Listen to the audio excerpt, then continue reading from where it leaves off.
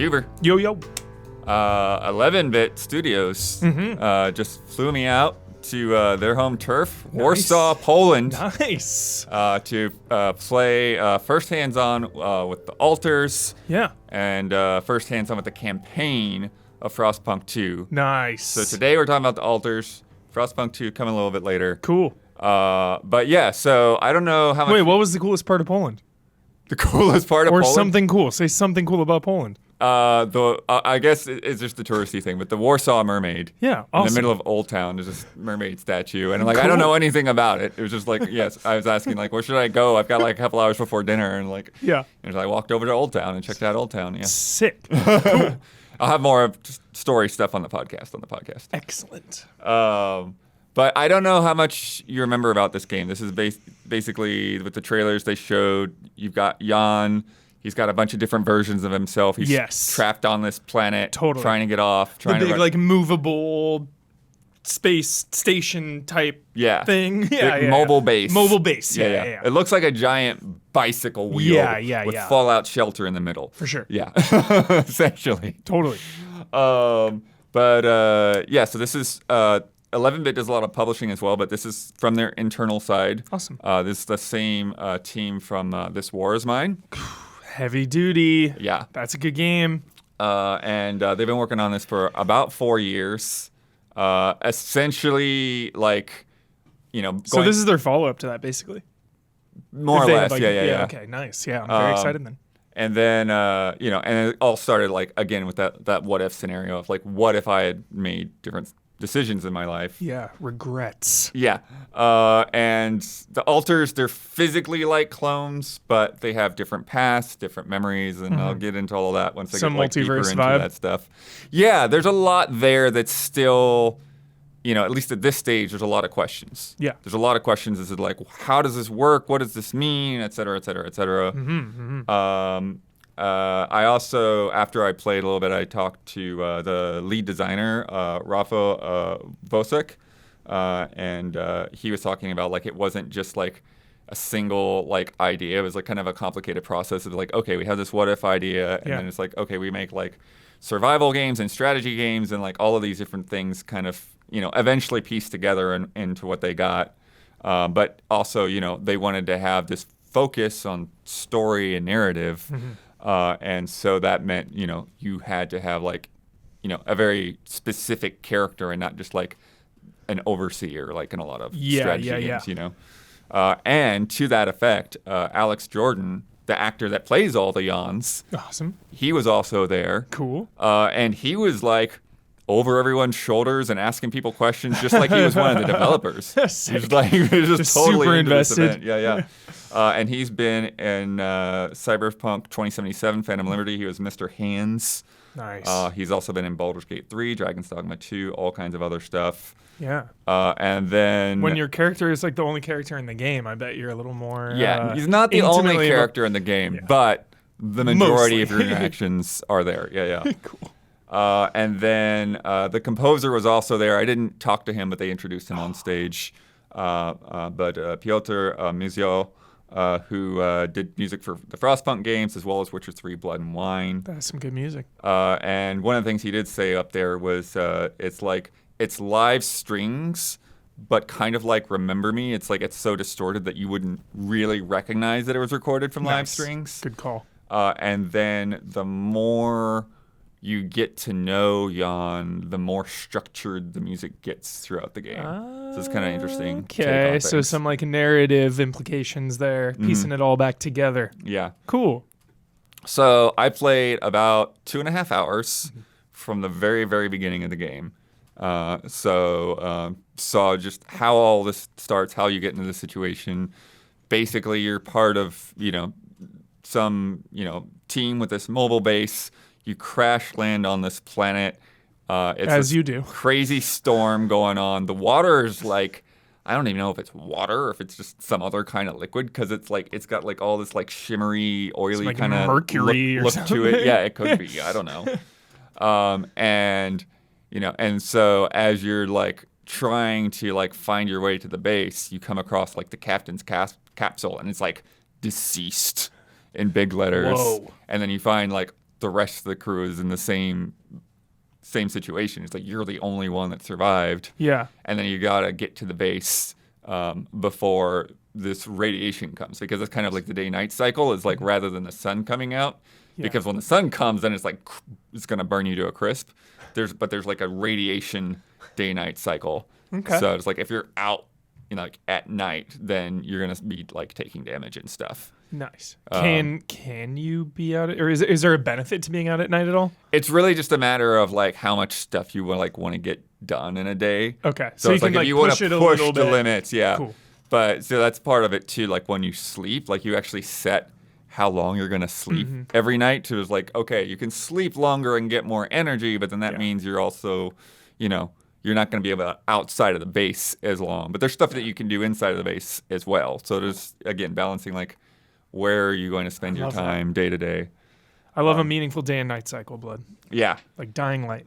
One thing I noticed like right away just going through that environment is like you have a pretty fast like base speed. He's just like booking it, and then it like says like here push shift to run or whatever. Yeah. I'm like, I'm not running now. I'm like, okay.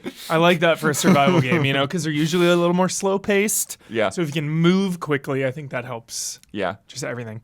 And then you go to the comms room to kind of try to report in, but like the comms are all busted too, and so you're kind of getting this muffled, broken signal back. There's and a trader forth on for a board, bit. Bloodworth. Yeah, I mean, there's a trader on board. There's questions. Yeah. There's questions, but there's like nobody else. You're the only one that survived. There's someone like living in the walls, dude. And so, yeah. Oh, it was interesting is like, I think you even had like a dialogue choice there to like, whether to tell them that the captain is dead or to say like, I'm the captain. I'm the captain now. Like, yeah. How you're going to present that.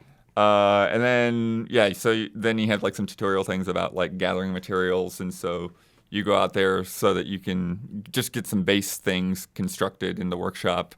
And so like there's like some things that are just like easy to essentially just pick up without any other tools. And then there are things that you need like to like build devices for to get. But I couldn't get to some like organics. I could see, they showed me like where the organics were, but I had to go the long way around. And that's when you get introduced to rupidium, which is this crazy like glowing stuff. And that's the whole thing. Unobtainium. Yeah, it's and this is the thing that they use to make the altars. So once you get some rupidium, the guy's like, oh, you actually found some, and like, okay, we got to test it to make sure that this is right. And then you build the womb. Okay. And test the rupidium by making this lamb. And so now you got this lamb on board named Molly. This sounds incredible, Bloodworth. I just hope the plot is not just Moon, where it's like we are being used by, some other person on another planet to harvest this mineral. We are just expendable, and I hope there's like another layer to it. Yeah, well, there's a lot of layers to it. Yeah. So, but I'll get into some of that later because that goes back to my interview. But the base design is actually an interesting part of this too, and I think that's the thing is like narratively and gameplay wise, there's a lot of choices to be making, in all of these different elements. And so, like I said, like your base design, so you've got like the wheel, and then you see like essentially it's like you move around in like 2D inside of the base. Yeah. So it's like you go room to room, and then you can go up and down elevators. Got it. But you can go to like this workshop, and like each one of these rooms, you can like stick to different areas like Legos. So you move the base around, and like when you make the womb, like it's like 4 things long or whatever, and so it's like it doesn't fit on the sides. So you got to move some other thing to fit the womb That's in cool. there. And so so again, it's like all of these different things are going to take up space. They're going to use different resources. You've got that sounds really fun to just upgrade your base. Yeah. It's a neat little like the snapping of it is a neat little aspect of that. And then I had to build a kitchen, and nice. the only recipe you have at first is mush. So like cook 6 mush. Sounds cozy, Blood. I love the idea of too being in your base at night. You know, it's super dangerous outside. You're just like fiddling away, getting your Yeah. daily tasks done before you go to sleep. I love that stuff. Yeah, because you need to have enough stockpile of food for however many people you have in your base. So, and then the other thing with getting materials, once I did get to where those organics were, now this is the one thing I think we all thought was a little finicky, so hopefully they work on the feedback for this. But so when you're getting like the deeper materials that are like further under the surface, you like stick these pylons in the ground and like kind of create like a shape, like a 4 or 5 sided shape. And then you sort of like see into the ground a bit. And then there's like a wave that like kind of points you to where the resource actually is. But like the first couple of times, I'm just like, I'm not sure what I'm doing. Or like I put the thing down, but now where do I go? So it took me a little while to like catch up. But then once you have the spot, then you build like a little mining station. But you have to like manually actually operate it. So when you are operating it yourself, then it basically just speeds up time and it goes really quick, but you have to watch the clock. And then when you have, later on when you have more altars, you can assign somebody to that mining station, but they're going to be doing it in real time. So you won't be able to like be like, oh, I need 5 metal right now. It's like, well, you got to wait for it. Yeah, you're either going to have to wait for it or you're going to have to take over that and do it manually and let the time speed up. Got it. But the other thing that's nice is when you build one of those is then you also build like a series of like waypoints to like send that stuff back to the base. And once you've connected the mining thing to the base, then you can just fast travel to that spot. Sounds convenient. Yeah. It's I like those conveniences for survival games, you know? Yeah. Don't hold your hand. Don't make everything super easily attainable, but, make some of that quality of life stuff like fast walking speed, a little bit of fast travel in there. That goes a long way. Yeah. So then you get to a point where you're able to test the engines and things break down. And so like you sabotage. You call home and the guy is like, okay, Rapidium can save you. And he gives you access to like the quantum computer or whatever. And then there's like, you see like they've basically copied your all of your memories. And you're like, I don't remember giving you guys permission to do this. So shady. So like Windows 11 or whatever, right? Yep. Brute forcing it. And so it's crazy because there's a lot more nodes on there than I expected. There's like a lot of different spots. And so like you could like right off the bat just spend a lot of time reading like all of these different touch points in his life. But these are going to be the spots where like everything sort of branches off. And so you create a technician altar because like I don't know how each one of these gets made, but like I remember seeing there's like a doctor and a gardener and all these different skills, right? Yeah.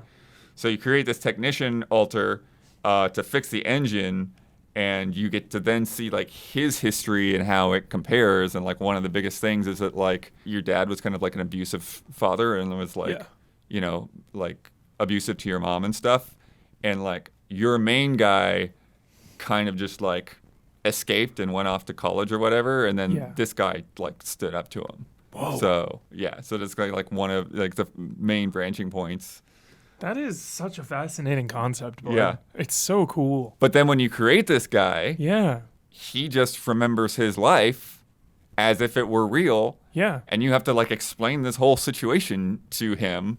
And then it becomes almost like this LA noir thing to where like you see like these like these green and red like how much he trusts you, or he's frustrated or angry or confused, and like try to. So are you just giving him different memories, or he lived that life? He thinks he lived that life. He thinks he lived a life, but if there's more to that, but he's like a clone that you just made in the womb. Yeah. So it's pretty crazy. That is interesting. But you have to you have to. Yeah, I want to know the point of walk him through this whole thing of like, okay, this is what is happening, and I need you here, and and like people aren't cool with this, and he's not cool with this. Yeah. He's like, okay, I'll fix your ship, but then he gets to be like after that, it's like, well, I'm not your tool. Yeah. You know, you want to go fix the comm things and go make a make a repair kit and do it yourself. Because I want to know the point of, like, if you're cloning yourself, making a new version, why are you altering their memories? Because that's the only way they know how to do what they did, is because they made those different choices in life that led them to becoming a technician instead of, you know, the career path you went down.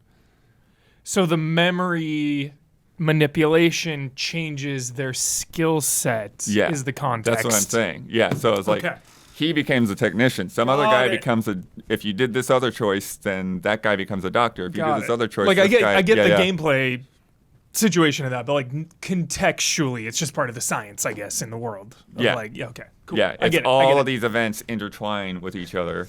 Super fascinating. But that's the thing, is you have to manage their trust levels in you and the bonds and stuff. And so it's like, you sit down and you start having this conversation about, you know, remembering your mom and like, you know, and her pierogies. Yeah. And then and trying to make pierogies for her and like getting the recipe all wrong, but she ate it anyways.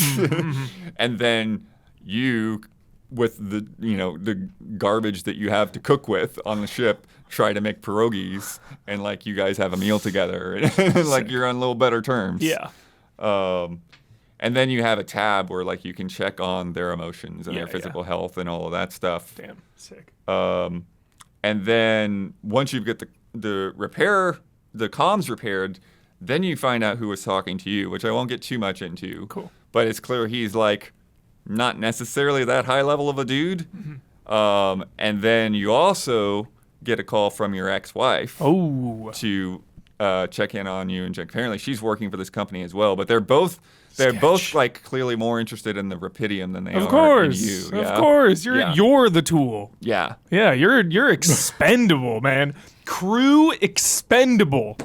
I've seen Alien. But what's interesting is like, even though the technician guy is not cool with, you know, this situation and what you've done, you know, just he's like, well, we're gonna have to make more because there's no way we're gonna be able to operate this base, just the two of us, you know. And so yeah.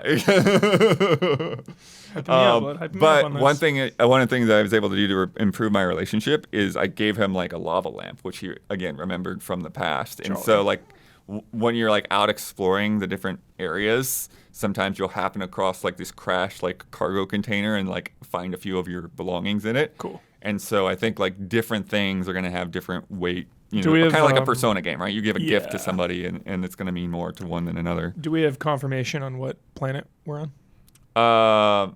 It's named, but it's like. But it is something random. Somewhere. I don't think it's a not real Earth. planet. Yeah, it's not Earth. Okay. I'm pretty sure. Okay. Pretty sure it's not Earth. Okay. I'm pretty sure they're on Earth. Okay. Still. And so so you take the base out to another area.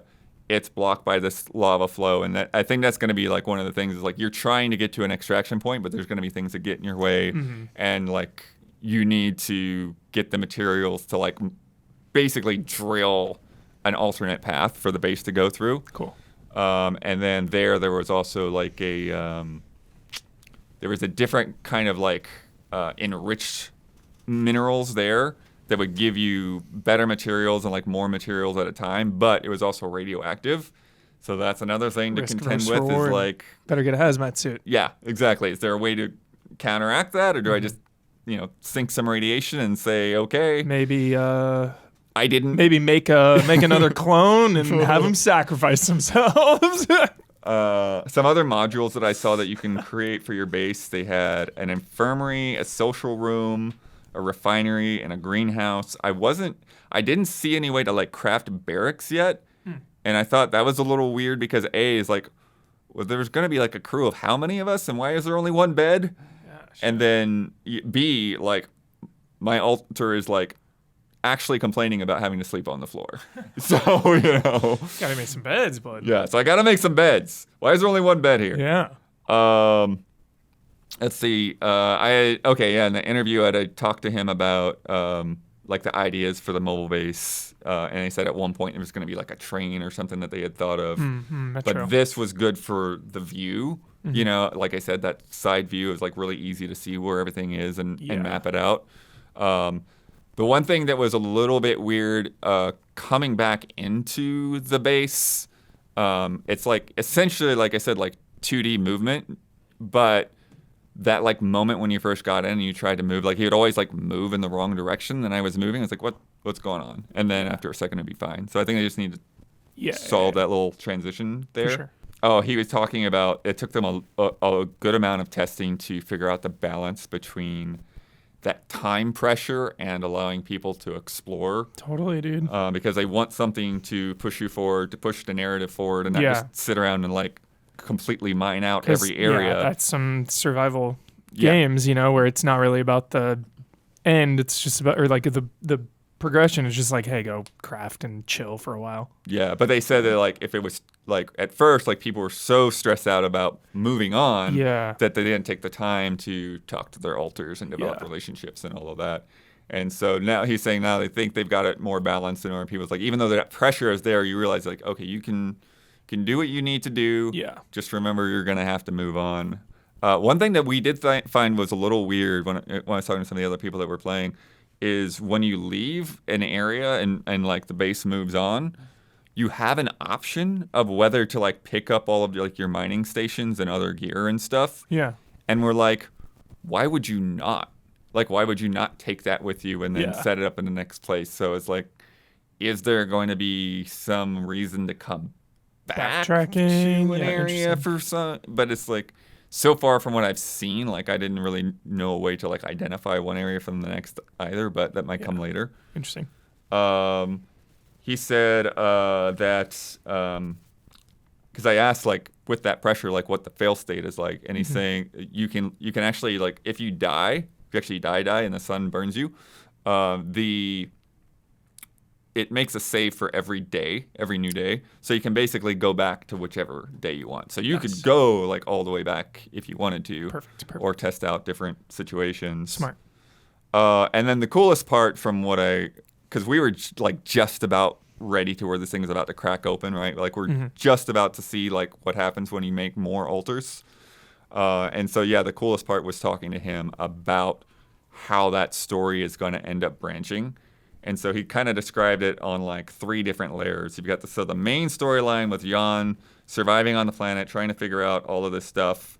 And that's got many different endings depending on the decisions that you make. Great. And how much you care about altars, how much you care about gathering Rapidium and all that. Cool.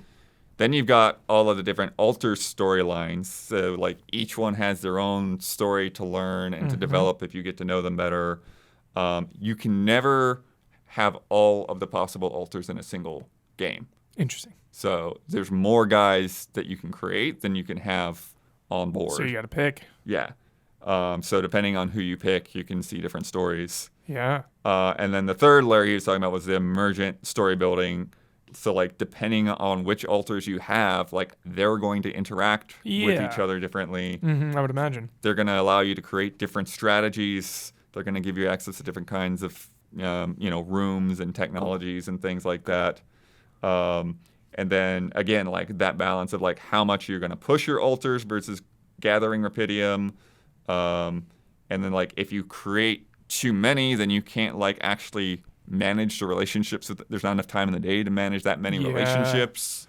Keep the squad tight. Yeah. So again, there's a little bit of that persona element to that side of things, right?